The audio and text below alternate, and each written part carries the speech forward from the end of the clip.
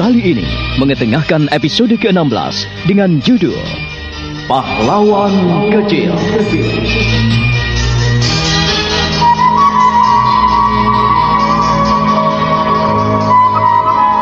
Roro Sunti tidak tahu harus menjawab apa ketika ditanya oleh Nini Wari tentang masalah pribadinya. Roro Sunti sedih sekali karena ia belum menyadari sepenuhnya apa sebetulnya yang dialaminya selama ini. Yang ia tahu adalah panggilan hatinya untuk merawat Aji Sukmo sebagai suaminya, dan ia tak menutup diri tentang keberadaannya di sisi Aji Sukmo.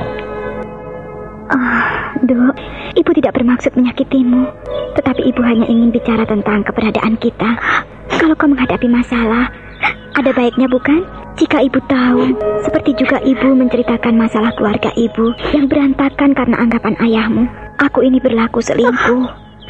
Ibu. Dok, aku ini juga tahu bagaimana perasaan seseorang yang terluka.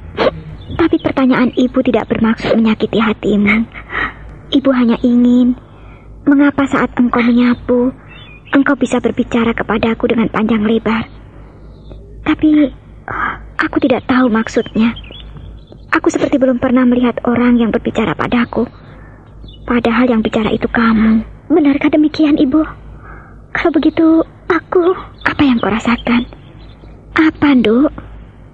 Apa benar ibumu yang melamun? Ibu, Sunti juga pernah merasakan masalah seperti itu. Kalau ibu menganggap Sunti menyimpan sesuatu, Sunti minta maaf. Saat ini, Sunti benar-benar sedih dan merasa tidak enak jika teringat Kakang Sukmo. Sunti khawatir, Ibu.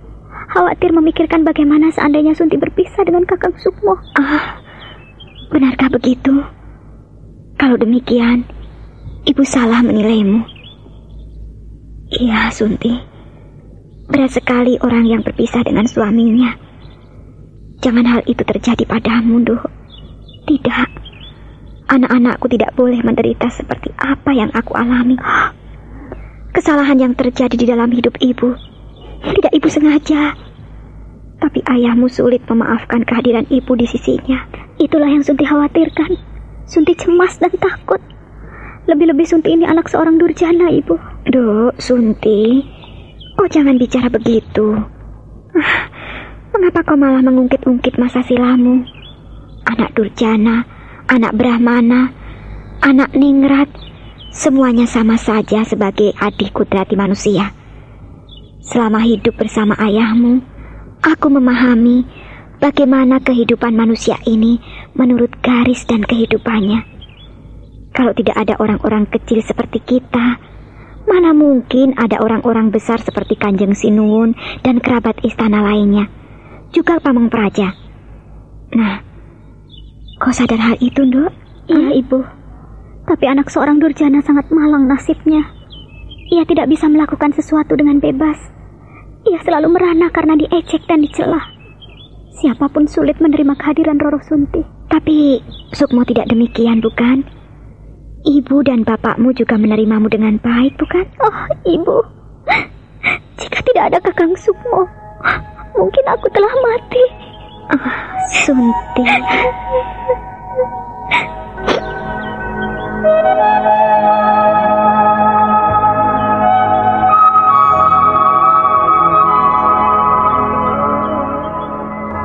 Roro Sunti menangis semakin pilu. Masa lalunya yang hitam pekat kembali membayang di depan matanya. Ia teringat bagaimana dihajar ayahnya sampai babak belur. Dia juga teringat bagaimana dipasung dan dibelok di antara balok-balok kayu. Dia juga teringat bagaimana ayahnya mencabik-cabiknya hingga ia tak berdaya. Sudahlah, Nduk. Tak perlu menangis. Sudahlah, masa lalu sudah kita tinggalkan terlalu jauh. Lebih baik kita tersenyum menyambut masa depan. Aku ini seorang ibu, kau juga telah menjadi seorang ibu. Nah, kita harus berusaha bagaimana menjadi seorang ibu yang baik. Menjadi ibu yang baik tak boleh membesar-besarkan persoalan yang pernah kita lalui. Anggaplah yang kita lalui itu merupakan pengalaman pahit dan merupakan takdir yang kita jalani. Ibu yakin tidak selamanya kita menderita. Kau yakin itu, Nduk? Ibu, tapi ayah begitu kejam dan tega sekali padaku. Ayah kejam sekali. Kalongging, Disinilah aku akan mendirikan gubuk. Kau, apakah bersedia jika menjadi santriku? Kakang, kepalang basah, Kang. Bukankah selama ini aku selalu bersama Kakang dan aku percaya kepada Kakang.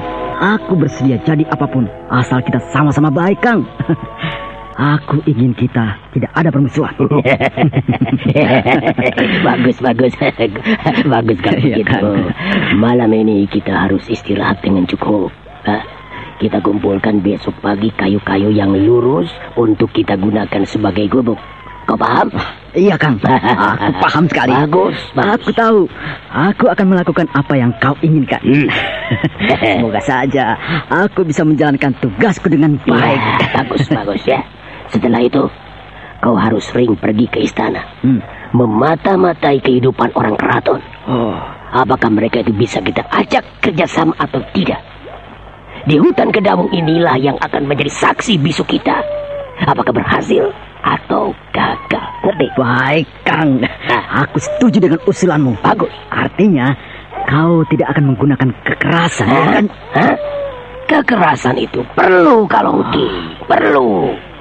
Apabila dengan jalan damai kita tidak bisa, ya satu-satunya jalan tentu dengan jalan kekerasan. Siapapun yang merintangi niat kita harus kita tumpas sampai ia tidak mampu berbuat apa-apa. Jangan sampai orang-orang itu menghalangi apa yang kita rencanakan dan apa yang kita jalani. Ngerti? Ngerti? Apakah Kakang yakin bisa menjalankan rencana itu? Oh, aku tidak berputus asa. Sekalipun aku berkali-kali aku gagal, namun aku berjanji untuk tetap berjuang dan memperjuangkan hak aku. Aku terlalu lama dikhianati dan aku tidak akan membiarkan orang-orang yang mengkhianatiku tinggal bebas, Kalongki. Iya, Kang. Aku akan bantumu, Kang. Nah, untuk itu aku akan tenang. Aku akan lega jikalau sudah setuju dengan rencanaku.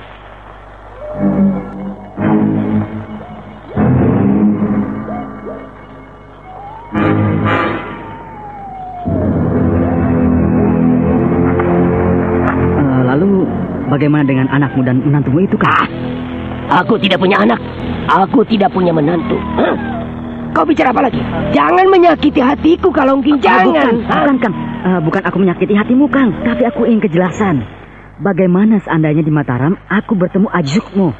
Apakah aku harus menggoroknya atau bagaimana begitu, Kang? Mengenai bocah itu, aku yang bertanggung jawab. Kau tahu? Aku sendiri yang ingin menggorok Aji Sukmo. Mata Ki Srenggi menyala-nyala. Ia benar-benar geram. Kedua bola matanya memantulkan sinar api unggun yang menyala-nyala untuk menghangatkan tubuh mereka di tengah hutan Kedaung yang sunyi senyap. Kalongking hanya bisa memperhatikan sahabat karibnya itu, menanggapi setiap ucapan Ki Srenggi. Sementara itu, Aji Sukmo yang menemui Sultan Agung kini sudah kembali meninggalkan Serandil. Pagi-pagi sekali mereka sudah turun dari astana Serandil. Saya tidak tahu mengapa Kang Mas terdengar ramai-ramai ketika saya sedang semadi. Saya mendengar pertarungan, saya mendengar teriakan, dan nampaknya pendekar gembel itu hadir lagi. Apakah ia masih mengganggumu? Iya, Mas Cokro. Saya tidak tahu mengapa kalau Cokro selalu memburu saya. Ada sesuatu yang aneh dan mengganjal di hati saya. Tapi saya belum mampu menyebak rahasianya. Harus segera dihentikan. Orang aneh yang terus berkeliaran. Ia akan menjadi biang kerusuhan. Kita harus menghentikannya. Seorang durjana yang kehilangan jati diri. Ya, sejak pulang dari Parangkusumo, ia mengganggu kita. Paman Wari selalu diancam. Yang dicari sebetulnya bukan hanya ayah, tapi saya, Mas Cokro.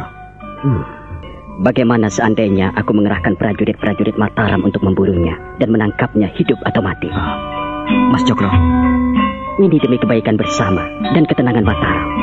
Kalau Cokro bukan hanya musuhmu, Kang Mas Sukmo, tetapi kalau Cokro juga musuh Mataram, aku akan mengerahkan prajurit-prajurit pilihan untuk menangkapnya hidup atau mati. Sultan Agung sangat serius menanggapi persoalan yang dihadapi Aji Sukmo. Ia tidak rela jika sahabat karibnya menghadapi rintangan besar, sementara ia hanya berdiam diri. Aji Sukmo hanya diam, merenungkan apa yang dikemukakan oleh Sultan Agung.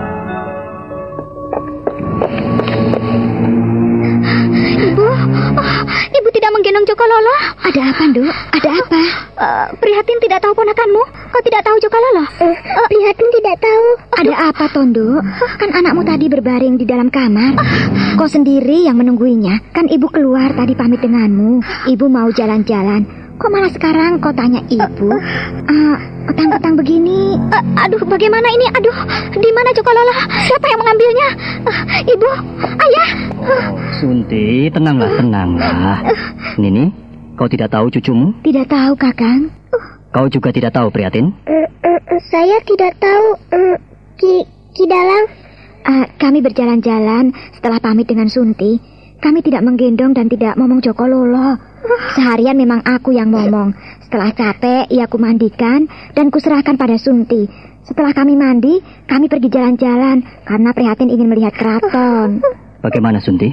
Aduh, bagaimana ayah? Di mana Joko Lolo? Di mana anakku? Di mana anakku Joko Lolo? Sunti, tunggu.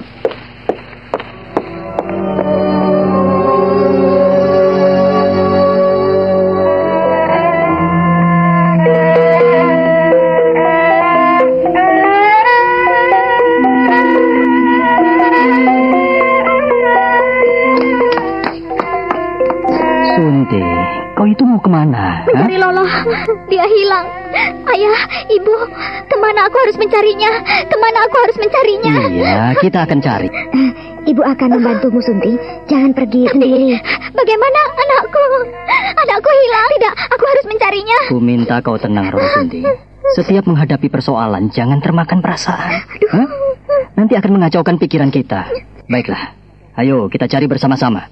Sudah petang. Matahari sudah tenggelam. Aku akan mencari. Begini saja. Kau di rumah, biar aku dan ibumu mencari Joko Lolo. Prihatin ikut. Prihatin, kau menemani Mbak Yu Sunti di rumah. Biar ibumu dan aku mencari ponakanmu. Bagaimana? Kau menemani Mbak Yumu ya, Nduk ya? Aku ikut, ayah. Ibu, aku ikut mencari Joko Lolo. Kalau kau ikut kami, nanti bagaimana kalau ada orang yang mengembalikan anakmu di rumah? Siapa tahu ada tetangga yang ingin menggendong Joko Lolo tanpa sepengetahuanmu. Nah, untuk itulah kau perlu pulang. Jaga rumah dengan Prihatin. Untuk pencarian selanjutnya biarlah aku dan ibumu saja. Bagaimana? Tenanglah, jangan cemas, Nduk. Jangan khawatir, jangan takut. Ayah bertanggung jawab. Kau dengar aku, Sunti? Iya, ayah. Nah, kalau begitu, ajaklah Prihatin pulang. Iya, ayah.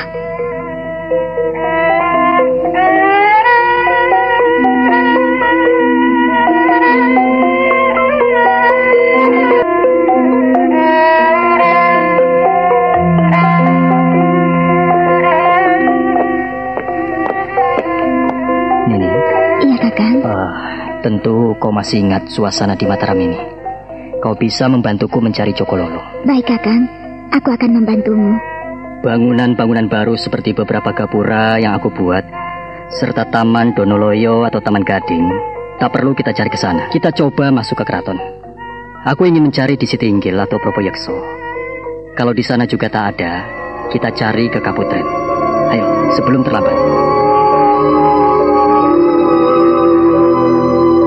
Setelah Roro Sunti dan Prihatin tak nampak dari pandangan mata mereka dan lenyap di balik dinding-dinding keraton, maka Ki Warih dan Nini Warih berjalan menuju ke dalam istana. Mereka menanyakan kepada orang-orang dalam jikalau tahu adanya Joko Lolo cuci mereka. Ki Warih dan Nini Warih berjalan menuju ke Siti Inggil, tetapi Ki Warih dan Nini Warih tidak mendapatkan apa-apa di sana kecuali para penjaga istana dan pengawal kepercayaan Kanjeng Sinuwun. Kita ke Propoyekso. Apakah hal ini tidak menyalahi aturan, Kakang? Apa boleh buat? Ini keadaan darurat. Kalau kerabat istana tahu, apakah hal ini tidak memberatkan mereka?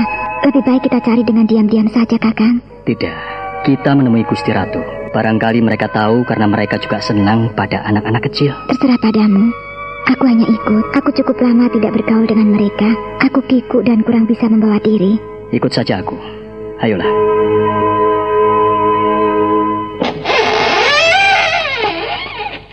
Assalamualaikum. Waalaikumsalam. Oh, Paman Panjang Mas. Ada apa, Paman cari? Ampunkan hamba, Kanjeng Ibu Suri. Hamba berdua mengganggu. Katakanlah, Paman Panjang Mas. Ayolah masuk. Matur nuwun Kanjeng Ibu Suri. Ampunkan hamba. Hamba hanya ingin menanyakan, apakah Kanjeng Ibu Suri melihat ada seseorang yang menggendong anak kecil? Ya, kira-kira 9 bulan. Maksud hamba, Joko Lolo putra Aji Sukmo, cucu hamba. Cucumu? Cucumu hilang maksudmu? Oh, tidak hilang Kanjeng Ibu Suri, tapi tidak ada di rumah. Sementara Roro Sunti, Prihatin, dan Nini tidak tahu siapa yang mengajaknya pergi. Barangkali Ibu Suri mengetahuinya. Tidak. Aku tidak tahu, Kiwari. Ada baiknya kalian cari ke Keputren, atau butuh beberapa pengawal untuk membantu kalian? Oh, tidak usah Kanjeng Ibu Suri. Biarlah kami sendiri yang mencari. Begini, kalian cari saja ke Taman Kaputren, tempat para selir. Barangkali di antara selir ada yang mengambil cucumu.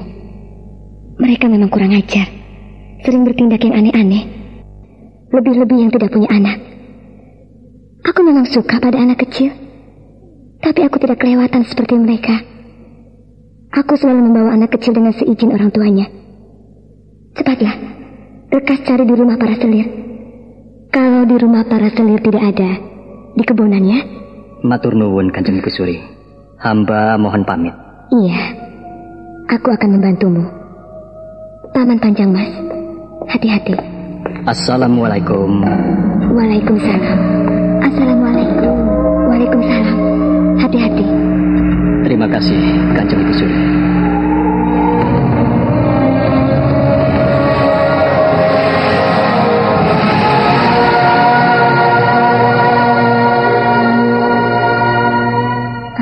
Aneh. Petang-petang begini, anak kecil tidak ada di rumah. Kakek neneknya tidak tahu. Ibunya tidak tahu. Memang kurang ajar. Siapa yang bertindak kurang ajar ini? Aku harus mengerahkan beberapa pengawal. Ya. Kasihan Wali. Aku akan membantunya. Ia baik sekali.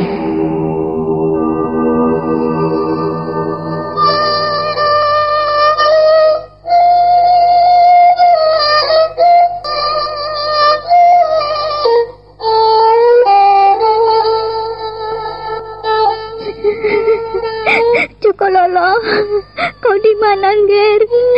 Joko Lolo, kau di mana? Mbak Yu jangan menangis. Kan Ibu dan Ki Dalawari sudah mencari.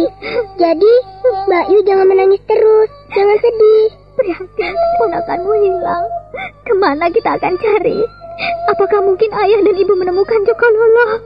Bagaimana kalau Prihatin yang cari? Boleh nggak? Jangan dek. Nanti kalau kamu ikut hilang bagaimana? Jangan. Kau tidak boleh pergi dari sini. Kau harus menemani Mbak Yu saja. Aku tak mau Mbak Yu sedih terus.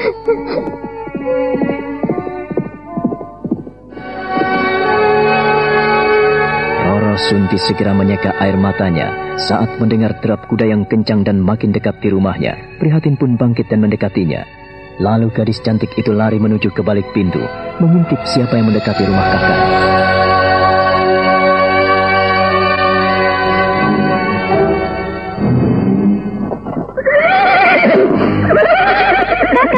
Kakang Sukmo. Sunti, ada apa? Kakang, Joko Lolo. Ada apa Sunti? Ada apa dengan Joko Lolo? Dan mengapa kau menangis? Ada apa? Katakan Sunti. Kakang, Joko Lolo hilang. Sunti, kau bicara apa? Hilang bagaimana? Bukankah ada ibu, ada kamu, ada Prihatin, ada ayah? Mengapa bisa hilang? Kau yang benar saja. Kakang, tolonglah aku Kakang. Cari anak kita. Cari Joko Lolo Kakang. Malam-malam begini. Masuklah. Aku akan menambatkan kuda dulu. Ayo masuk. Nanti aku akan mencarinya. Sunti. Iya Kakang. Di mana ayah dan ibu? Dan di mana Prihatin? Ayah dan ibu mencari. Prihatin ada di dalam. Baiklah, tunggu sebentar.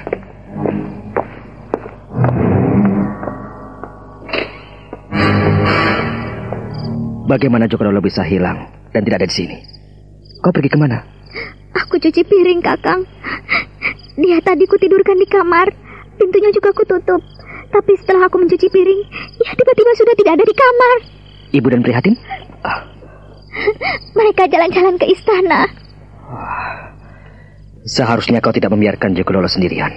Jangan-jangan Jahanam itu menculik anakku. Kolo Cokro. Apakah ini perbuatan Kolo Cokro yang dendam padaku? Ia menculik orang-orang yang kucintai. Kalau ini benar-benar perbuatannya, aku bisa membunuhnya. Tapi sebaiknya aku cari dulu. Kakang, bagaimana? Ya.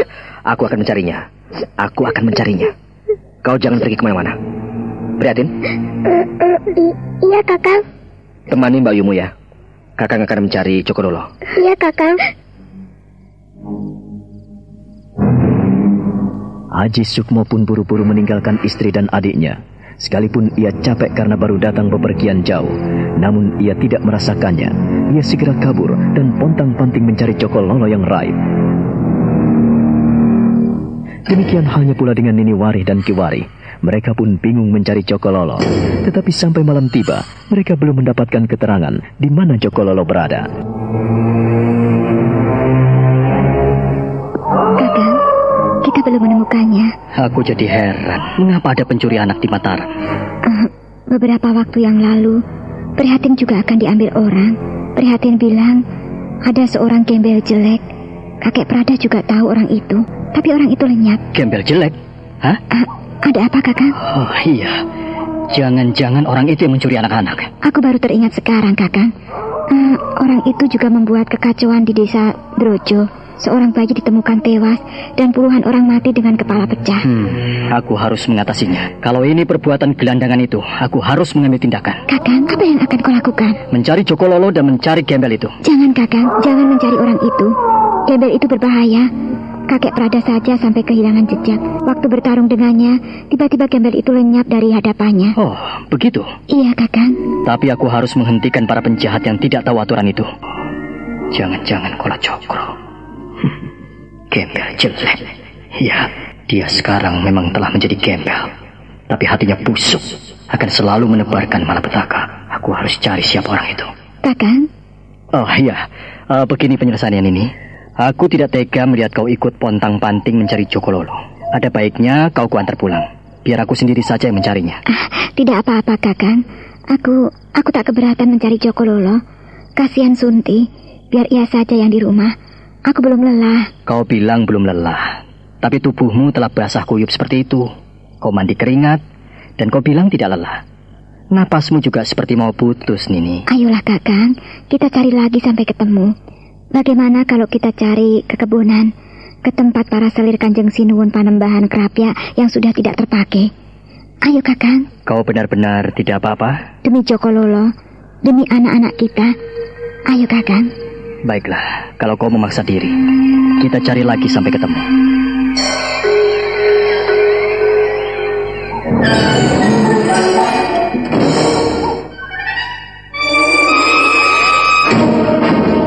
Ki Warih dan Nini Warih berendengan mencari Jokololo ke sana kemari. Mereka menembus kegelapan malam. Mereka menuju ke kebonan.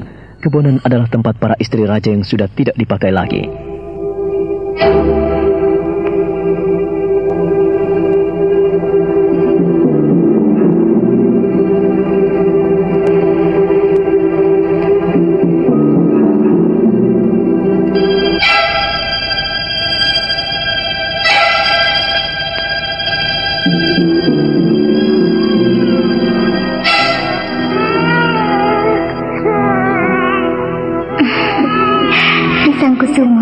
Aku senang sekali karena kau mau membantu ibu. Aku menyayangimu, Risangkusumo. Untuk sementara, kau bisa senantiasa bersama dengan Jokololo, seperti halnya ibumu. Jika ingin bersanding dengan ayahmu, ibumu akan merasuk di tubuh Roro Sunti. Tidak apa-apa, kita tidak merugikan mereka. Kita ingin mengikat tali persahabatan dan persaudaraan. Sebetulnya, ibu sangat cemburu dengan Roro Sunti. Tapi ibumu bahagia dan kasihan padanya. Ia cukup menderita. Kita harus bisa membantu ayahmu dan membantu Roro Sunti, ibu tirimu. Tapi mereka tidak akan pernah tahu. Roro Sunti tidak akan pernah tahu dengan kehadiran kita. Ya, demi kebahagiaan bersama. Kita akan selalu bersama, selalu bahagia. Risang Kusumo. Kuharap kelak kau bisa membantu ayahmu. Kita berjuang bersama-sama. Kau adalah pahlawan kecil. Iya. Juga Jokololo. Biar kalian akan menjadi pahlawan-pahlawan kecil bagi Mataram. Pahlawan-pahlawan kecil.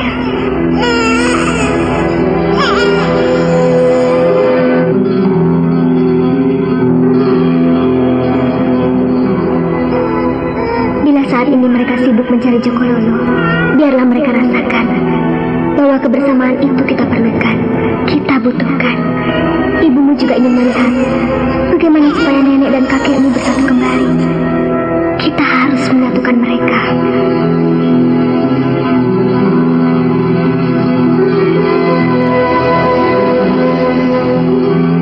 Jokololo yang telah dirasuki Sukma Risang Kusumo ini berada dalam pangkuan Dewi Kesuma. Putri Jin itu sangat menyayangi bayi itu. Ia menciumi dan meneteinya, membelai dengan lembut dan penuh kasih sayang mendekapnya, membenamkan bocah kecil itu dalam dadanya. Kau, Risang Kusumo anakku, kau akan menjadi pahlawan. Kau akan menjadi orang besar. Iya. Ibumu akan mendukung, Gen. Ibumu akan senantiasa berada di belakangmu. Dan aku percaya kau akan menjadi orang besar di Mataram ini. Risang Kusumo, kau harus bisa seperti kakekmu, seperti Eyang Joyokusumo yang mampu berpijak di antara dua dunia. Kau harus berhasil, Gen. Ibumu akan menjagaimu. Aku akan membelamu dari ancaman siapapun. Aku tidak akan membiarkan orang-orang mencemooh dan mengejekmu. Berbaringlah Ger di pangkuan ibu. Tidurlah yang nyenyak.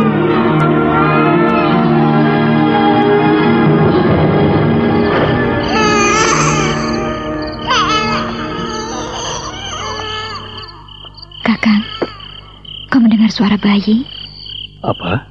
Dengarkanlah baik-baik. Aku mendengar suara bayi. Jangan-jangan ia cucu kita. Aku tidak mendengarnya, Nini. Atau kau terbayang-bayang cucumu? Aku tidak mendengar apa-apa. Sungguh, Kakang. Aku tadi mendengar suara bayi. Melengking jauh. Ya, seperti suara Jokololo. Tapi di mana, aku tidak tahu. Kau masih ingat dari mana datangnya suara tadi? Aku tidak tahu, Kakang. Arah angin selalu berbeda-beda. Coba Kakang, kita dengarkan dengan seksama. Kita berdiam di sana. Di sini saja. Kita pejamkan mata. Pusatkan pendengaran kita untuk mendengarkan suara yang kau dengarkan tadi.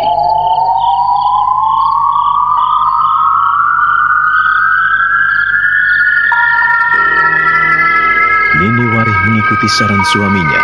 Ia ikut memejamkan mata, mendengarkan suara-suara malam yang nampak menggetarkan jiwanya. Bulu kuduknya berdiri dan meremang saat mendengarkan suara-suara yang aneh. Tetapi ia tak habis pikir, karena Ki Warih tidak ikut mendengarkan apa yang didengarnya. Demikian pula saat ia mendengarkan suara bayi. Ki Warih merasa tidak mendengar suara apapun. Aku tidak mendengar suara apa-apa, Nini. Gimana kau mendengarkan suara bayi itu? Ayo, kita berjalan dan kita ikuti arah datangnya suara. Kakang, sungguh, aku tidak berdusta kepadamu. Aku benar-benar mendengar suara bayi. Aku tidak bohong. Kalau aku berdusta kepadamu, untuk apa aku mencari Jokololo? Kita bersama-sama mencarinya. Kita menuju ke bawah pohon pule. Baiklah, Kakang. Tapi... Iya, aku tahu pikiranmu. Pohon pule memang pohon yang angker dan selalu ditempati dedemit. Bangsa lelembut suka berdiam diri di tempat-tempat seperti itu. Justru itulah, ayo kita ke sana. Kakang. Ada apa? Maaf, boleh aku memegang tanganmu? Aku takut sekali, Kakang. Oh, peganglah. Terima kasih, Kakang.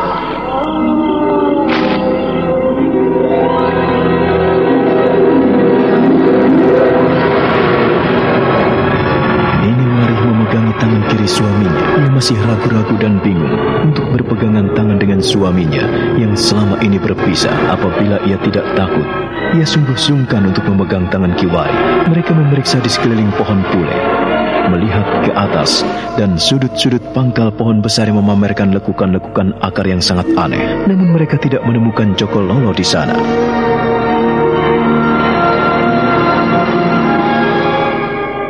Di sini pun kita tidak menemukan apa-apa, Nini. Bagaimana kalau kita kembali saja? Aku semakin takut, Kakang. Baiklah, kau akan kuantar pulang dan aku akan melanjutkan pencarian. Atau siapa tahu Joko Lolo sudah diantarkan seseorang pulang ke rumah.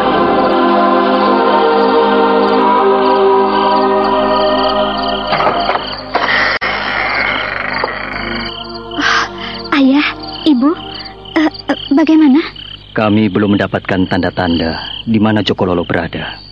Jadi belum ada yang mengantarkan pulang? Belum, Ayah. Bagaimana ini? Suamimu juga belum pulang? Kakang Sukmo datang, terus ikut mencarinya. Kemana Sukmo mencari Joko Lolo? Tidak tahu, Ayah. Aku tidak berani keluar karena Kakang Sukmo berpesan agar aku tidak pergi kemana-mana. Kalau begitu, aku ingin kalian tunggu di rumah. Biarlah aku dan suamimu yang mencari Joko Lolo. Prihatin di mana? Tadi dia di sini. Prihatin, Prihatin, Prihatin, di mana kau?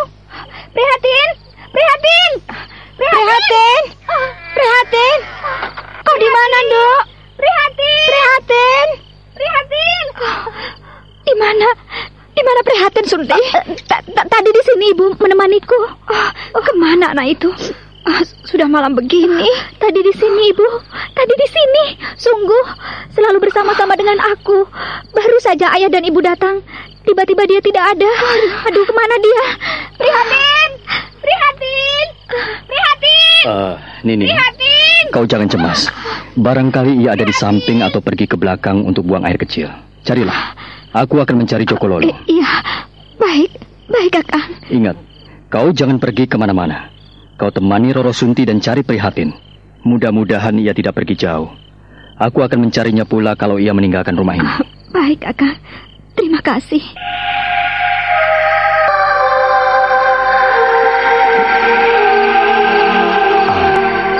Kemana Joko Lolo dan siapa yang melakukan hal ini?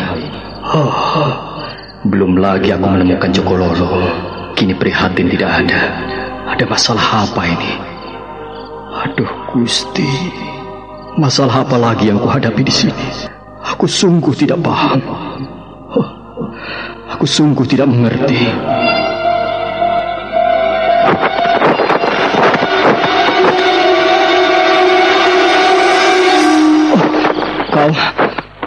Gusti yang Maha Agung, kau mau mengagetkan ayah saja kamu itu. Ayah? Ayah dari mana? Aku ini mencari anakmu. Kau sendiri dari mana? Aku pun mencari Joko Lolo, Ayah. Baru saja aku pulang dari Serandil. Roro Sunti mengeluh kalau Joko Lolo hilang. Aku sudah mencari kemana-mana. Hanya ada satu jalan, Sukmo. Iya, Ayah. Kita harus bersemedi. Kita cari tempat yang sunyi. Aku setuju, Ayah. Kita semedi di mana? Ke tempat pamujanku.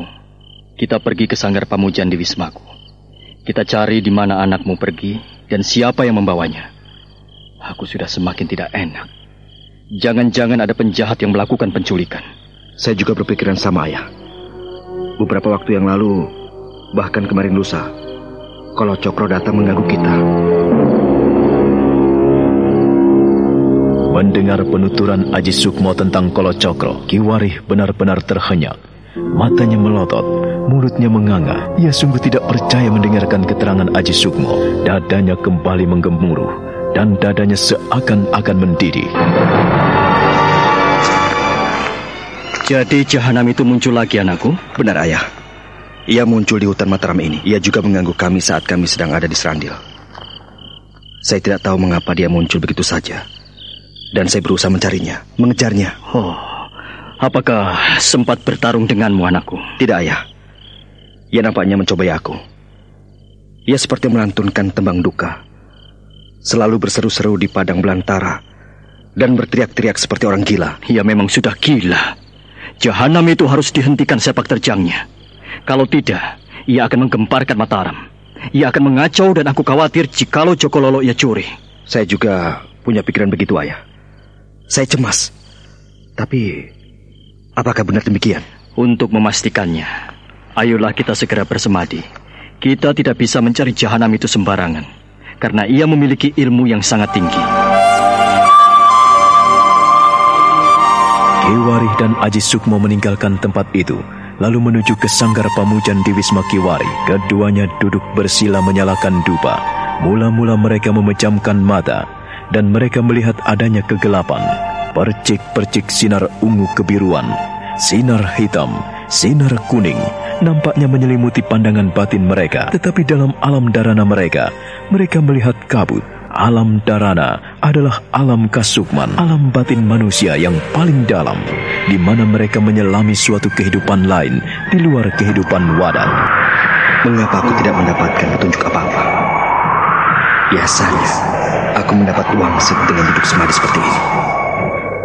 Tetapi mengapa justru kekosongan dan kelengangan yang kudapat?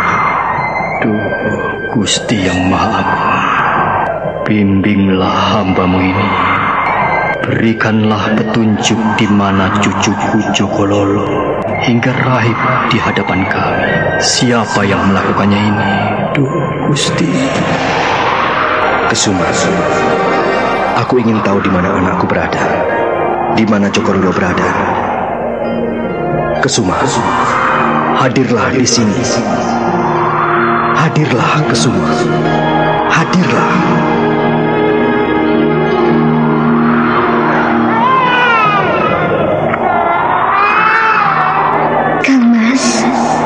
Kesuma, kau. Kakang, aku yang membawa Jokololo. Kesuma, mengapa kau membuat kami kebingungan? Lalu sekarang di mana Jokololo berada? Apakah kau bawa ke Prayangan? Kau bawa ke alam? Kakang, kau marah padaku? Aku tidak marah, Kesuma. Tetapi mengapa kau tidak mengatakannya padaku? Kau tidak kasihan pada kami. Kami semua kebingungan karena mencari Jokololo yang hilang begitu saja. Sekarang ini, kau letakkan di mana bocah itu. Kau bawa ke istana. Kakak, aku selalu bersamamu. Bagaimana pula aku membawa Jokololo ke istanaku? Aku hanya kangen pada Risang Kusumo. Kau mengerti, Kakak? Iya, aku mengerti, Kesuma. Ayo, bawalah aku. Tunjukkanlah aku di mana wadah Jokololo kau letakkan. Aku harus mengambilnya. Kau tidak perlu cemas, Kakak. Jokololo tidak hilang. Kau percaya padaku? Iya. Aku selalu percaya kepadamu, Kesuma. Tetapi, mengapa kau mengejutkan kami dan membingungkan kami? Kau tidak boleh seperti itu. Kau tidak boleh membingungkan kami. Nampaknya Kakang marah sekali padaku. Tidak, aku tidak marah. Aku tidak pernah marah padamu. Untuk apa marah? Hanya mengeringkan tulang. Tunjukkanlah kepadaku di mana Jokololo kau letakkan. Kasihan wadahnya. Jokololo sudah ada yang mengurusnya.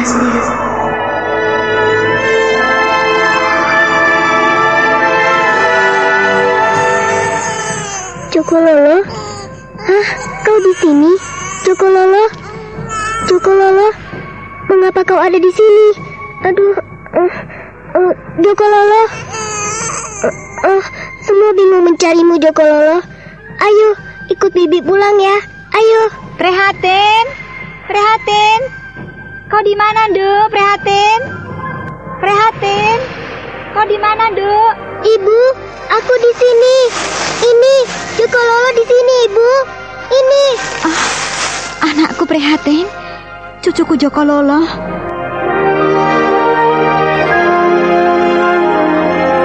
Nini Warih tidak terkira gembiranya. Ia langsung menghambur dan memeluk Prihatin, lalu menggendong Jokololo. Ia sungguh tidak percaya jika mendapatkan anak dan cucunya berada di bawah pohon sawo besar. Bulu kuduknya merinding. Ia merasakan sesuatu yang aneh, desir gaib yang menyelimuti dirinya. Ia memperhatikan sekeliling tempat itu yang sunyi sekali. Pohon sawo besar itu ada di sudut pekarangan. Ibu, Ibu, anakku Jokololo. Dari mana kau, Ger? Ger, dari mana kau, Ger, Jokololo? Sudah, Nduk, sudah. Anakku, badanmu dingin sekali, Ger. Kemana saja kau? Kemana? Ibu, kau temukan di mana anakku ini? Prihatin yang menemukannya. Ia tadi katanya terbaring di bawah pohon sawo di ujung pekarangan rumah kita. Di bawah pohon sawo? Gusti, Gusti, anakku, mengapa bisa begini? Siapa yang melakukannya? Siapa yang membawanya? Oh, prihatin. Iya, Mbak Yu. Apakah kau yang membawa Cokololo ke sana? Tidak, Prihatin tidak membawanya. Hati-hati ya, pasti kamu. Kamu toh? Kamu yang membawa Cokololo toh? Sungguh, Mbak Yu, aku tidak membawanya. Aku tidak mengerti. Ibu, bagaimana ini? Pasti Prihatin yang membawa Cokololo ke bawah pohon sawo itu, dan ia meninggalkannya di sana. Begitu, Prihatin. Kau yang membawanya kan? Bilanglah, Mbak Yu tidak akan marah kepadamu. Tapi katakan pada Mbak Yu, apakah benar kau yang membawa Cokololo? Tidak, aku tidak membawa Cokololo. Tidak, bukan aku, Ibu. Prihatin, apakah benar kau tidak membawa Cokololo? Tidak, aku tidak membawanya. Mana mungkin aku membawanya? Kan aku selalu bersama Ibu. Ya sudahlah, sudah. Jangan menangis. Kan sekarang Cokololo sudah kita temukan. Kau tak perlu menangis, anakku. Roro Sunti, bukan Prihatin yang membawa pergi Cokololo. Percayalah pada ibumu. Aku tahu siapa Prihatin. Kalau ia bilang tidak, ya tidak. Lagi pula ia mandi juga bersama ibu, lalu menemani Cokololo juga bersama ibu. Waktu kami pamit dan pergi meninggalkan kalian, bukankah kau sendiri yang mengeloni Cokololo? Kau lupa? Ibu, Prihatin, maafkan Mbak Yu ya. Mbak Yu hanya ingin memastikan apakah benar kau yang membawa atau tidak. Iya, bukan kau yang salah, adikku. Tidak, maafkan Mbak Yu ya. Iya. Ibu. Iya. Aku mengerti kecemasan dan ketakutanmu, Roro Sunti. Hanya dua hal yang bisa menjawab pertanyaan kita. Prihatin tidak membawa dan aku pun tidak. Aku khawatir yang membawa anakmu orang yang jahat atau bangsa lelembut.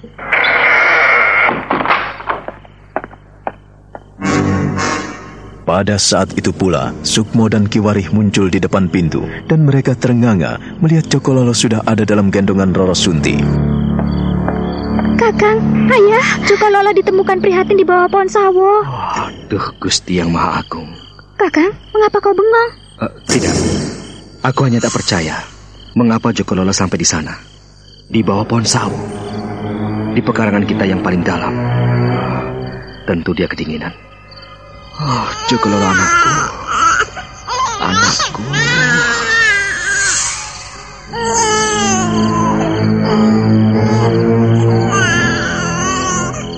Kakang, benar bukan?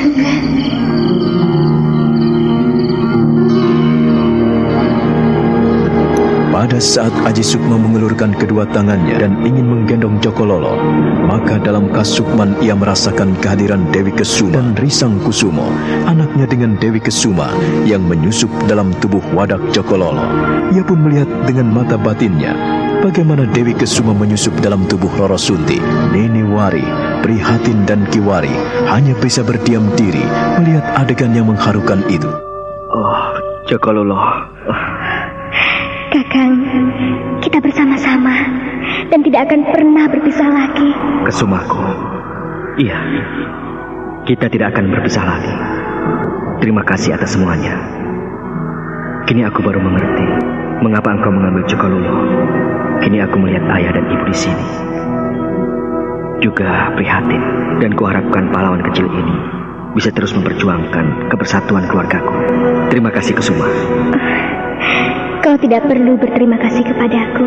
Terima kasihlah pada Cokololo, Risang Kusumo, anak kita. Oh, Cokololo. Sekarang kita tidak perlu cemas lagi, karena kita telah bersama-sama lagi. Cokololo telah kita temukan. Bagaimana kalau kita mengadakan selamatan untuk kehadiran Cokololo yang selamat dari ancaman penjahat? Usul ibu bagus sekali. Roro Sunti? Iya, Kakang. Bagaimana kalau kita bikin bubur merah putih untuk anak kita, Cokololo? Besok pagi aku akan membuatkan bubur merah untuk anak kita, Kakang. Ayah setuju? Iya, aku setuju sekali, Roro Sunti. Sebab anakmu selamat dari ancaman orang jahat. Kita harus hati-hati. Jangan sampai masalah-masalah seperti ini terulang lagi. Aku khawatir kalau ada orang-orang yang jahat yang membawa anak-anak kita. Prihatin dulu juga terancam saat ada orang yang datang ingin membawanya pergi. Ibu? Iya, bukankah kau dulu pernah diganggu oleh seorang gembel? Paman gembel orangnya baik. Ia ambilkan pucuk-pucuk daun jati untukku. Iya, kalian dengar? Lelaki itu mencoba membujuk Prihatin dengan mengambilkan pucuk-pucuk daun jati. Kita harus mencegah tindakan orang seperti itu. Saya akan berusaha, Ibu. Ayah, Ibu, Roro Sunti, dan kau Prihatin, juga kau Jokolulo. Aku merasakan kebahagiaan yang tiada terkira. Kita bisa bersama-sama di sini, di Mataram. Ayah. Iya. Bagaimana apabila kita merayakan kebersatuan kita di sini? Kebersamaan kita, ayah dan ibu yang saya cintai. Waktu saya menikah dulu dengan Roro Sunti, hanya disaksikan oleh Doran dan Nenek Sorok. Yang meresmikan hanya Nenek Sorok. Saya bermaksud ingin merayakan pesta perkawinan saya dengan Roro Sunti. Maksudmu, kau ingin hajatan? Jika Gusti Yang Maha Agung memperkenankan, saya ingin merayakan persatuan keluarga kita, ayah. Ibu, maafkan Sukmo sebelumnya apabila terlalu lancang dan melangkai kehadiran Bapak dan Ibu. Ayah dan Ibu tahu, saya tak pernah bermaksud buruk. Saya akan meminta tolong Eyang Mondoroko agar Eyang sudi mewakili untuk meresmikan dan merayakan pernikahan saya dengan Roro Sunti. Juga kebersatuan keluarga kita. Saya senang sekali, anakku. Lalu bagaimana dengan perwalian Roro Sunti?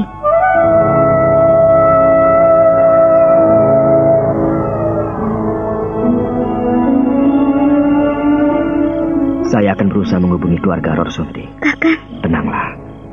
Tenang. Iya, Roro Sunti sebatang kara. Ia masih punya famili. Dan saya akan berusaha mencarinya. Kalau saya berhasil membawanya kemari, maka... Anakku, ayah sudah tahu. Ayah sudah tahu. Nampaknya ayahlah yang harus menemui Kisrenggi. Ayah, tidak. Sukmo sendiri yang akan datang memohon Kisrenggi untuk menghadiri perayaan pernikahan kami. Sukmo, dengarkanlah ayah. Ayahlah yang akan menemui Kisrenggi. Apakah ia masih ada di Sendang Telon? Ayah tak mungkin menemukannya di sana. Kisrenggi sudah pergi dari sana. Tapi saya akan minta tolong kawan-kawan. Pada saat ini Doran ada di Karanganyar. Ya, saya minta untuk menyelidiki di mana Kisrenggi berada. Pantas ia tidak pernah nampak di sini. Saya akan berusaha mengaturnya. Segera, ayah. Ibu setuju bukan? Aku setuju sekali, anakku. Dan Roro Sunti? Kuharap kau setuju. Demi kebersamaan kita. Saya mengharapkan kita senantiasa bisa bersama-sama, bantu-membantu. Dan alangkah baiknya jika ayah sudi mengatur semuanya. Aku ini ayahmu, Sukmo. Sebagai orang tua akan memberikan yang terbaik buat anak-anaknya. Aku akan berusaha memenuhi permintaanmu. Sunti, anak kita lelah. Baringkanlah. Iya, Kakang. Jokolulo, kau pahlawan kecil bagi kami. Mudah-mudahan kehadiranmu di sini membawa kedamaian. Inilah dendamku, anakku. Ingin mendamaikan ayah dan ibu agar mereka bersatu kembali, saling kasih mengasihi. Mana, Kakang? Biar ku gendong. Kau menyuruh membaringkan, kok malah mendekat begitu? Oh iya. Hati-hati, istriku.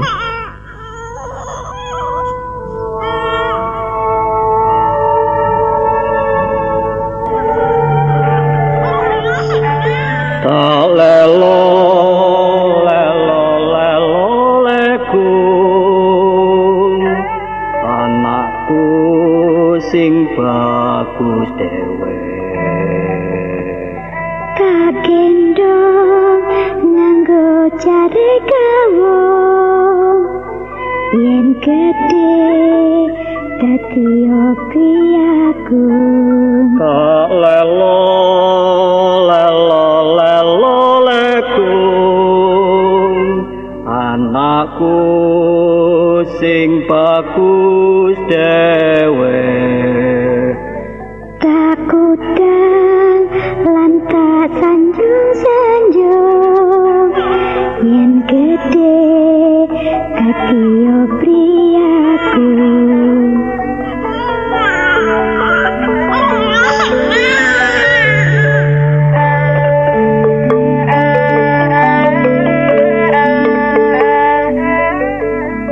Aku bangga denganmu, Nini.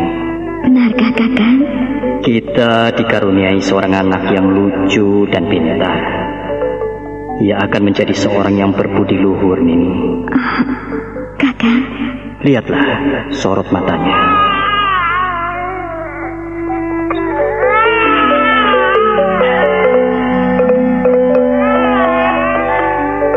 Ia cemerlang.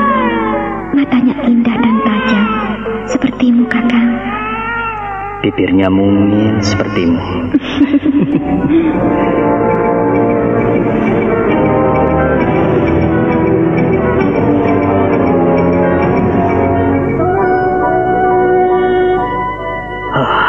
Nini. Kakang. Kau panggil aku?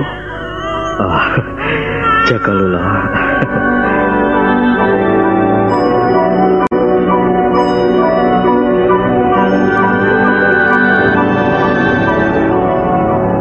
Aji Sukmo menyerahkan Jokololo dalam gendongan ibunya. Roro Sunti lalu menggendongnya dengan penuh kasih sayang. Sebelum pergi ke dalam kamar, Aji Sukmo menciumi Jokololo penuh dengan kasih sayang. Nini Warih, Ki Warih dan Prihatin memperhatikan mereka dengan hati terharu. Nini Warih melirik suaminya, dalam hatinya berdesir. Ki Warih pun sama, mereka teringat bayangan indah masa silam.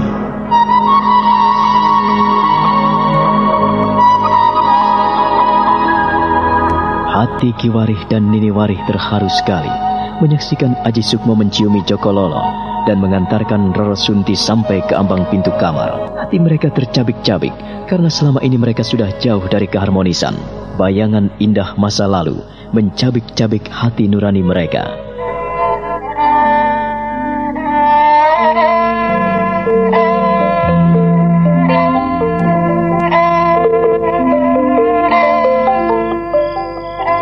Kukira kau pun bisa istirahat ini.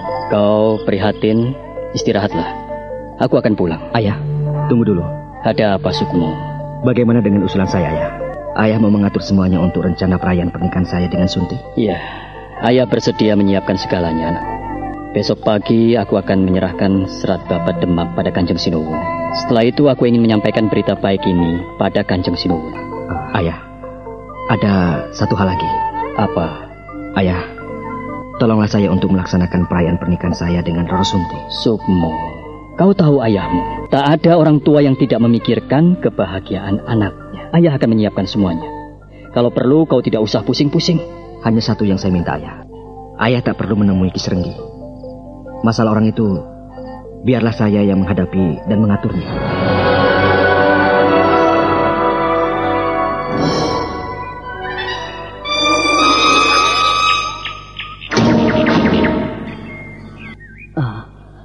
Aku percaya itu gubuk baru. Aku akan ke sana. Siapa kau? Saya Linglung. Linglung? Apa maumu keluyuran di tengah hutan seperti ini? Aku mau ketemu kawanmu. Iya, kawanmu yang pincang itu. Benar kan? Namanya Ki Serenggi, ya kan? Heh, apa urusanmu dengan kawanku? Hah? Katakan keperluanmu. Cukup bicara denganku. Aku mau bicara dengan Ki Serenggi. Tidak bisa. Jelaskan. Baru kau boleh bertemu dengannya. Kalau tidak, aku tidak akan mengizinkanmu. Menemui orang penting harus mengikuti tata cara. Sebelum kau melewati aku, kau tidak akan bisa bertemu dengan Ki Serenggi. Kau tahu itu? Baiklah. Aku datang ke sini mau bertemu dengan kawanmu itu. Cepat katakan apa maumu dan apa keperluanmu. Setelah itu pergi. Keras amat. Diajak bicara kok membentak-bentak. Bentak-bentak. Jangan galak-galak sama aku. Kalau kau tidak mau digalaki, ya ayo cepat katakan apa maumu. Jangan hahu. Iya. Cepat. Iya. Aku. Apa ya? akan katakan. Tapi jangan bentak-bentak begitu. Aku kan takut. Apa keperluanmu dan untuk apa kau bertemu dengan Ki Srenggi? Dia sekarang duduk bersila. Tak ada seorang pun yang bisa menemuinya. Siapapun yang akan menemuinya harus melalui aku. Tahu?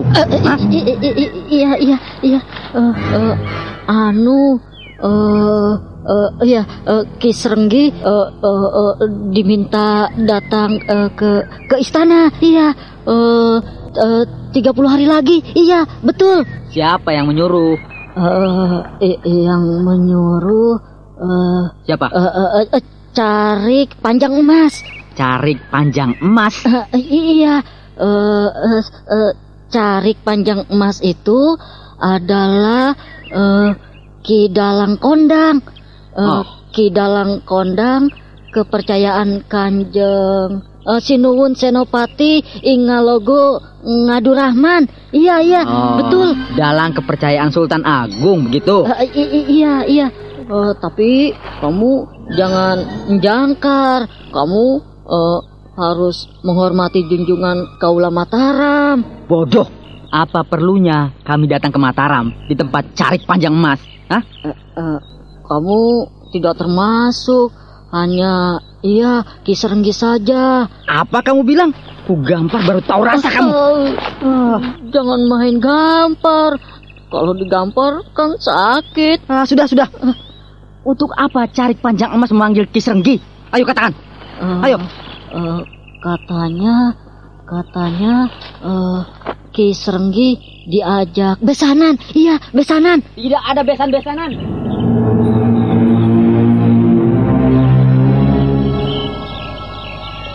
Doran benar-benar kaget. Pemuda linglung itu terpana menyaksikan seorang tua yang muncul dari dalam gubuk. Lelaki yang menyeret kaki kanannya itu berjalan dengan tongkat. Doran merasa aneh karena banyak perubahan yang terjadi pada diri Ki Srenggi. Ia pura-pura tidak tahu. Capingnya yang lebar dan pakaiannya yang tidak karuan itu tidak mengundang kecurigaan Ki Srenggi. Aku tidak akan datang ke Mataram untuk memenuhi panggilan Carik Panjang Emas. Apa pedulimu? Apa pedulinya? Jadi kau jongosnya, begitu? Maafkan saya.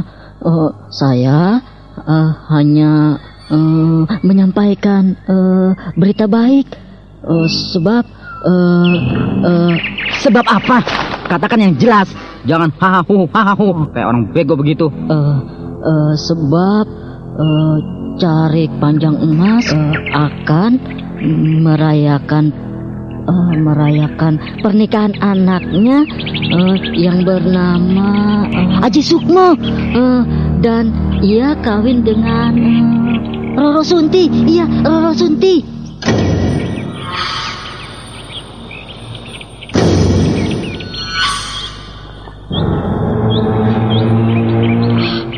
Kang, ini kesempatan kita masuk ke Mataram, Kang. Tidak. Kita gunakan kesempatan ini, Kakang. Kalau tidak, kita akan menyesal. Aku tidak akan menyesal. Tidak. Akan kuhadapi mereka dengan caraku sendiri. Aku sudah tidak punya anak lagi. Aku tidak punya siapa-siapa lagi. Aku tidak mengenal Aji Sukmo. Aku tidak kenal Carik Panjang Emas. Aku tidak tahu mereka. Aku tidak kenal mereka. Ki Srenggi, jangan marah pada saya ya. Kan saya hanya menyampaikan pesan dan Ki Srenggi mendapat undangan terhormat sebagai wali dari Roro Sunti. Iya, wali. Siapa bilang aku punya anak Roro Sunti? Aku tidak punya anak. Aku tidak punya siapa-siapa lagi. Kembalilah kau ke Mataram kalau kau tidak ingin ku gorok di sini. Kamu datang atau tidak, ya itu terserah. Yang penting tugas dan kewajibanku menyampaikan berita ini. Aku kan hanya sebagai seorang jongos, jadi ya monggo kerso gitu loh. Terserah Ki Srenggi dan kamu. Kamu. Namaku Kalongking, tahu tidak? Iya. Kamu. Siapa? Kalong. Kalongking, iya Kalongking. Pakai jangkar segala. Sudah sana pergi. Jadi benar, Ki Srenggi tidak mau memenuhi undangan Carik Panjang Mas untuk menghadiri perayaan pernikahan anaknya. Iya. Juga Ki Srenggi tidak mau berbesanan dengannya. Iya. Bopeng, pemuda gemblung, pergilah dari sini. Jangan ganggu aku. Aku tidak kenal mereka dan aku tidak punya anak bernama Roro Sunti. Kau tahu itu? Katakan kepada majikanmu, aku tidak sudi datang, mengerti? Baiklah. Kalau memang Ki Srenggi tidak mau datang, ya sudah. Aku mohon pamit ya. Kakang, kau ini bagaimana? Katanya kau ingin menyusup ke Mataram dan masuk ke istana. Ini kesempatan emas, Kakang. Kenapa kau tolak tawaran orang itu? Tidak, Kalongking. Aku tidak bisa mengorbankan harga diriku. Aku sudah dihina dan dicela oleh pemuda itu. Dan ternyata ia main kucing-kucingan. Seharusnya ia datang sendiri kepada aku. Kakang, kau jangan berkeras hati, Kakang. Barangkali ia terlalu sibuk mempersiapkan semuanya. Aku yakin ia punya etikat baik dengan mengutus pemuda itu.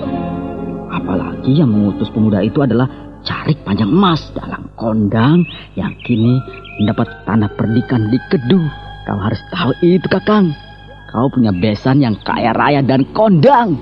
Kalongking, kau berpihak kepadaku atau berpihak pada Carik Panjang Emas? Carik Panjang Emas atau siapa? Dia adalah Ki Wari, dalang anaknya Ki Wulung dari Karanganyar. Siapa yang tidak kenal? Aku pun tidak tahu itu. Sejak kecil pun aku memahami mereka. Dan sejak Sukmo mengibarkan permusuhan dan menyantroniku, aku tidak akan pernah kompromi dan aku tidak akan pernah menyetujuinya. Kakang, ini kesempatan untuk memperbaiki diri. Bagaimana kalau kau datang 30 hari lagi ke istana? Siapa tahu, Kakang, kau mendapatkan tempat yang layak. Tidak kucing-kucingan seperti ini. Kalongking, kau dengar aku? Atau dengar orang lain? Kakang, sudah, diam kau!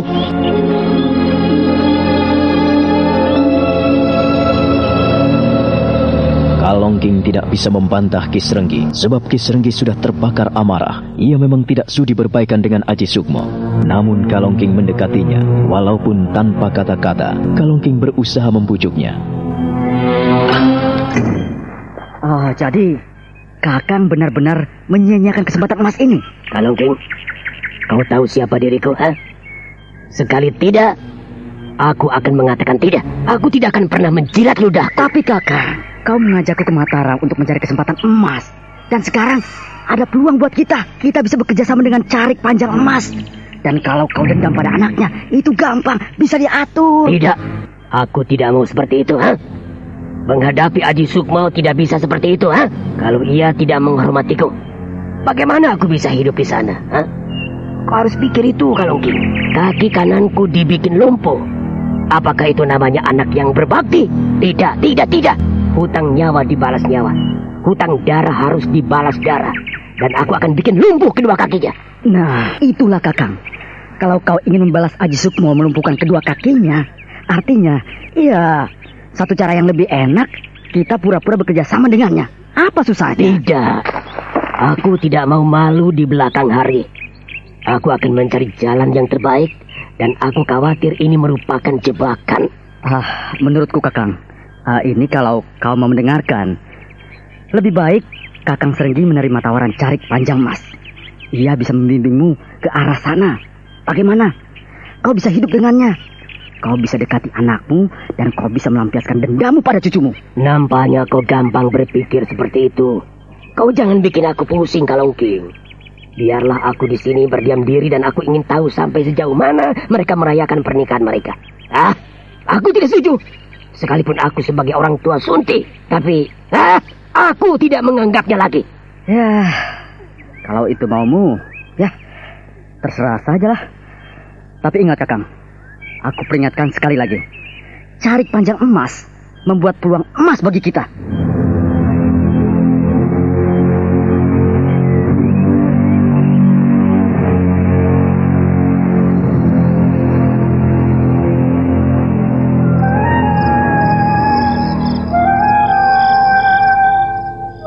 Jadi, kau sudah menemuinya? Ya, begitulah, Mo. Mo, mertuamu tidak mau menerima undangan kita. Aku sudah menggunakan nama ayahmu seperti yang kau pesan itu, Mo. Tapi, ia benar-benar berkeras hati, Mo. Bahkan, aku mau digamparnya, Mo. Iya, Mo. Kalau tidak mau, ya sudah. Tak perlu kita paksa. Mo, sekarang aku tidak berhutang tugas kepadamu ya, Mo ya. Terima kasih atas jeripayahmu, Doran. Terima kasih sekali. Kau banyak mengorbankan banyak hal untukku. Kau ini, Sukmo. Jangan bicara begitu, Mo. Aku juga kan berhutang budi kepadamu, Mo. Sudahlah, Mo. Kalau kita berhitung masalah hutang piutang, tak ada habisnya, Mo. Ya, benar-benar aneh. Ki Srenggi benar-benar keras kepala. Dia seperti kehilangan hatinya. Ia sudah kehilangan rasa kemanusiaannya. Ya, sudahlah. Iya, Sukmo. Kalau aku melangkah lebih jauh, artinya aku tak salah lagi, Doran. Maksudmu sungguh mulia, Mo. Tapi kalau yang kau junjung tinggi tak mau, terus bagaimana, Mo? Tentu saja ku abaikan. Biar menjadi catatan hidupku. Memang ia tak pantas hidup lebih layak. Tuhan telah menutup pintu hatinya. Sudahlah, Mo. Tidak usah mengutuknya, Mo.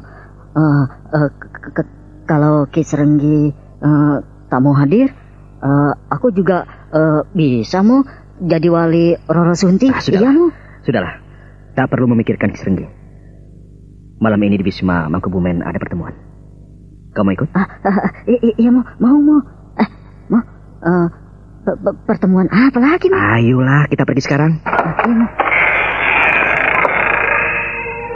Doran akhirnya mengikuti langkah Sukmo menuju ke Wisma Mangkubumen, tempat tinggal Patih Mangkubumi yang menjadi Panglima Besar Mataram.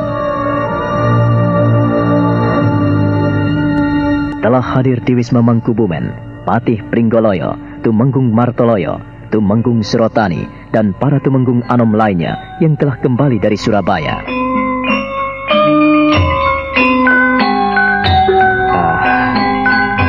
Semuanya sudah berkumpul di sini. Kulihat Baratigo, Bahurekso, alap-alap yang sudah kembali dari Surabaya dengan selamat. Nah, untuk itu kita akan membicarakan langkah selanjutnya sebelum masalah ini kita laksanakan untuk mencapai kata mufakat. Bagaimana mensiasati suasana yang seperti ini? Untuk waktu yang pertama, ku minta Baratigo melaporkan penyelidikannya waktu di Surabaya. Matur nuwun, Eyang Mangkubumi. Kanjeng Pangeran Mangkubumi yang terhormat, Eyang Buyut Mondoroko yang terkasih, para Tumenggung Mataram, dan seluruh pemuka Mataram yang saya cintai, dan yang paling utama, junjungan hamba Kanjeng Sinuwun Sultan Agung Senopati Ingalogo Ngadurrahman. Pertama-tama, perkenankan hamba melaporkan laporan kerja hamba bersama Bahurekso. Jikalau laporan hamba nanti kurang lengkap, biarlah Bahurekso yang melengkapinya.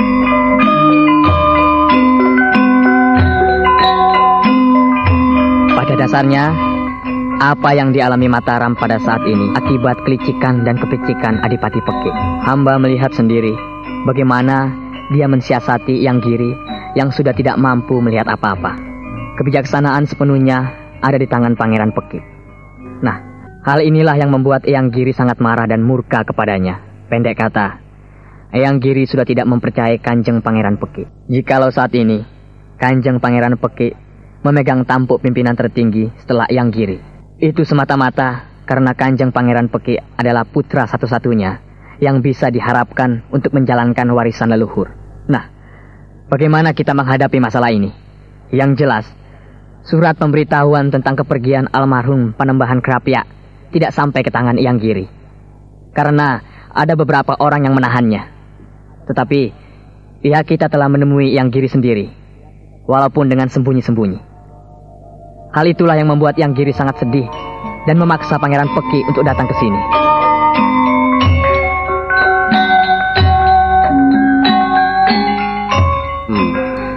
Sekarang persoalannya semakin jelas. Aku tahu bagaimana menghadapi mereka. Tapi semuanya tergantung pada anak Mas Prabu. Yang jelas, cepat atau lambat, Surabaya harus tunduk kepada Mataram Eyang Mangkubumi. Apapun yang terjadi. Tetapi kita harus memegang janji setia. Sebagai anak-anak yang baik, kita tidak akan pernah menggempur Surabaya dengan peperangan selama Eyang Giri masih sugeng. Untuk itu, saya punya rencana yang masak. Ada baiknya rencana itu Angger Mas Prabu sampaikan dalam pertemuan ini. Jangan sampai terjadi kesalahpahaman lagi. Iya, cepat atau lambat, semua yang hadir di sini harus tahu. Keterangan Barat Tigo, kukira ada benarnya. Karena sejak tadi Bahu Rekso dan Alap-Alap pun menyetujuinya. Bukankah begitu Bahu Rekso? Hamba, Kanjeng Sinuwun, apa yang dilaporkan Tumenggung Anom Singoranu benar adanya. Dan kami melihat dengan mata kepala sendiri. Tumenggung Anom Singoranu tidak mengurangi sedikit pun apa yang kami saksikan di Surabaya. Hamba hanya sedikit menambahkan bahwa beberapa waktu yang lalu Eyang Giri memaksa Adipati Peki untuk mengumumkan berita duka tentang kepergian Kanjeng Sinuwun Panembahan Krapyak. Seluruh rakyat Surabaya turut berduka dan berbelasungkawa. Laporan Tumenggung Anom Bahu Rekso, apakah bisa dibenarkan Tumenggung Anom Alap-Alap? Hamba, Kanjeng Sinuwun, junjungan hamba. Keterangan dua sahabat hamba tidak sedikit pun ditambah ataupun dikurangi. Ya, memang benar. Setelah Pangeran Pekik mengumumkan kepergian Kanjeng Sinuwun Panembahan Krapyak, maka seluruh rakyat Surabaya benar-benar dilanda duka cita. Alhamdulillah, apabila Eyang Giri tetap mengingatku. Iya, seorang raja memang akan memegang segala apa yang diucapkan dan dijanjikannya. Dan pada saat ini, saya ingin menyampaikan beberapa hal kepada saudara-saudara. Saya punya dua rencana besar untuk menghadapi Surabaya. Yang pertama, dengan kekerasan.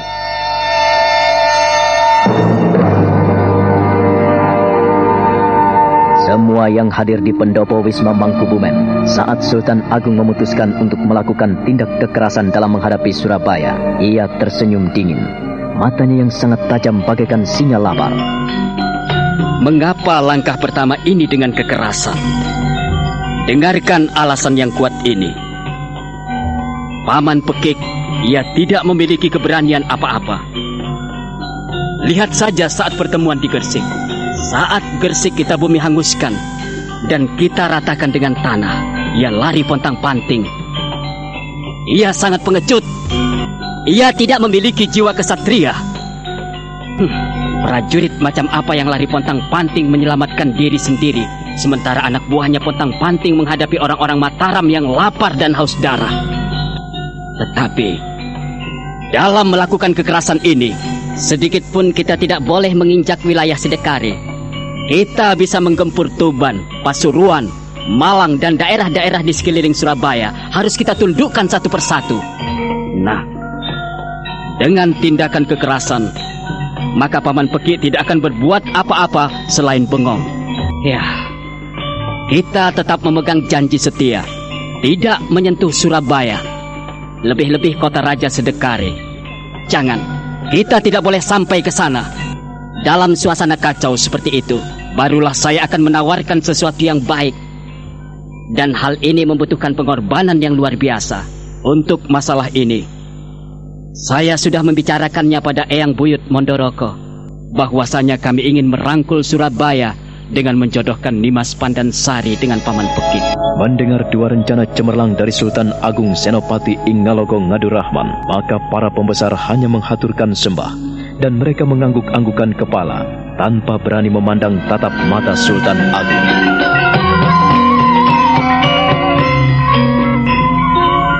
Untuk penyerangan pertama, sebagai Panglima Lapangan, saya tunjuk Kanjeng Tumenggung Martoloyo. Hamba Kanjeng Sinuwun, hamba akan melaksanakan tugas ini dengan sebaik-baiknya. Dan semuanya harap mengikuti langkah-langkah Paman Martoloyo, Kanjeng Tumenggung Surotani, Paman Pringgoloyo, Eyang Mangkubumi, Tumenggung Anom Bahu Rekso, dan Alap-Alap, Tumenggung Anom Singoranu. Semuanya harus ada di garis depan. Kalau perlu, aku sendiri yang akan turun ke medan laga. Untuk masalah yang kedua, tentang perjodohan antara Paman Pekik dan Dimas Pandansari, semua akan kita atur. Saya kira Nimas Pandansari juga akan memahaminya. Apakah hal ini tidak bertentangan dengan keinginan Kanjeng Putri Pandansari, Kanjeng Sinuwun? Ya, saya akan membujuknya, Paman Martoloyo. Janganlah khawatir, Nimas Pandansari sangat penurut. Dan saya berjanji, ia akan membantu saya. Saya percaya, insya Allah dia mau. Sebab semuanya itu demi kebaikan Mataram dan demi mewujudkan ikrar dan janji Kanjeng Romo, Eyang Senopati, buyut pamanahan, bahwa antara Surabaya dan Mataram tidak akan ada permusuhan. Yang ada adalah jalinan persahabatan dan persaudaraan. Eyang bisa mengerti. Namun kita tak perlu tergesa-gesa, Angger Sultan. Kasinggihan Eyang Mangkubumi, hamba akan mengatur dengan perlahan, lunak dan damai. Kita akan coba gagasan pertama. Sebelum menindak dengan kekerasan, kita perlu memperingatkan para adipati di seluruh wewengkon Surabaya. Gagasan yang bagus. Hamba sangat setuju. Hamba juga sangat setuju. Hamba setuju. Hamba setuju. Bagus. Rencana kita jalankan.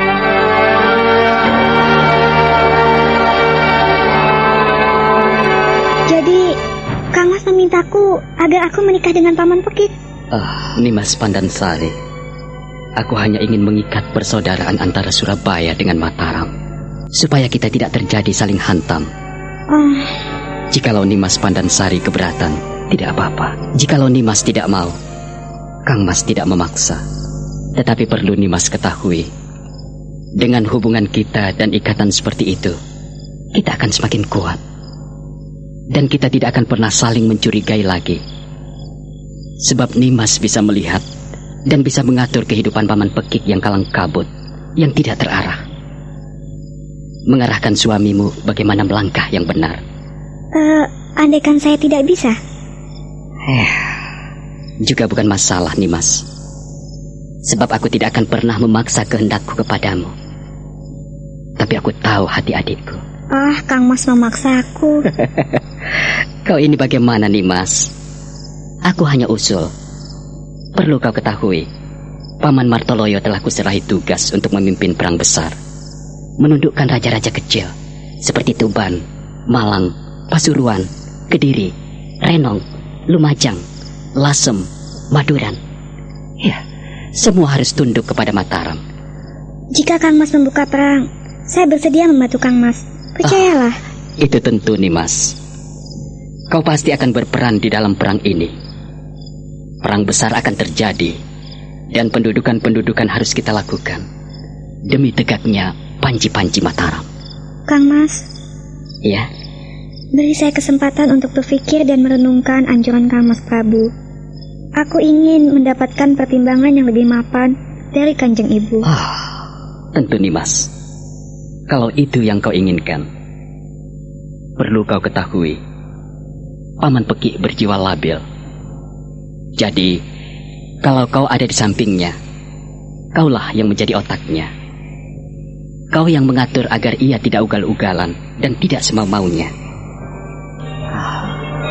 Dia sangat mengecewakan Eyang Giri. Iya, Kang Mas. Saya akan pikirkan dan saya berjanji untuk membantu Kang Mas Prabu.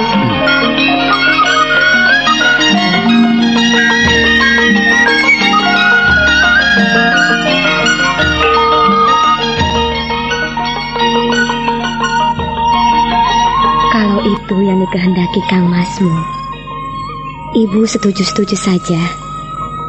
Sebab Pekik bukan orang lain.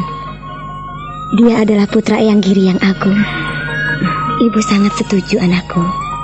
Ibu tidak keberatan? Sama sekali tidak. Dengan persatuan Surabaya dan Mataram, kita akan mendapatkan kekuatan yang lebih besar. Seandainya Paman Pekik tidak mau tunduk pada kemauan Kang Mas Prabu? Kau tahu kekerasan Kang Masmu. Selama ia benar dan ingin menegakkan panji-panji Mataram, ia tidak akan pernah mundur. Ia sudah merencanakan perang besar untuk Mataram. Pelebaran wilayah Mataram akan dilakukan dalam waktu dekat. Kalau seandainya Pandansari tak bersedia menikah dengan Paman Pekik? Ibu minta kau pertimbangkan lebih baik. Sebab kau akan menjadi seorang permaisuri yang baik. Kau bisa membantu Pekik untuk mengatur segalanya. Nampaknya dia tidak memiliki pegangan yang kuat, sebab ia selalu mengabaikan nasihat rumunya. Ini untung-untungan Kanjeng Ibu. Tidak. Pandangan Kang Masmu tidak sesempit daun kelor. Cakrawala berpikirnya sangat luas, anakku. Ia memikirkan masa depan Mataram dan masa depan seluruh Kawulu. Kalau ia menyuruh aku kawin dengan Pekik, bukankah Pandansari sebagai alat? Maksudmu? Pandansari tak lebih dari sebagai umpan belaka. Pandansari, kau tidak boleh bicara seperti itu. Bukankah begitu, Kanjeng Ibu? Pandansari sebagai umpan, sebagai tumbal perdamaian. Mengorbankan diri demi kebaikan bersama. Apa salahnya, anakku? Ibu rela Pandansari menjadi umpan itu. Anakku, barangkali apa yang terjadi padamu tidak bisa lepas dari perjalanan hidup ibumu. Ibumu pun mengalami hal yang sama, Ger. Pandansari tak akan tunduk. Pandansari hanya akan mau jika Pawan Pekik datang sendiri kemari.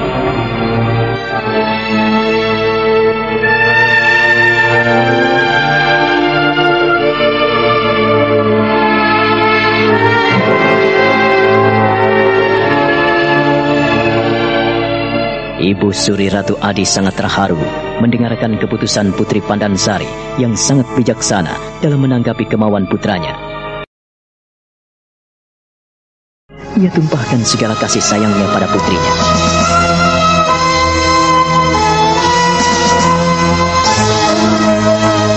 Nah, bagaimana kisah selanjutnya?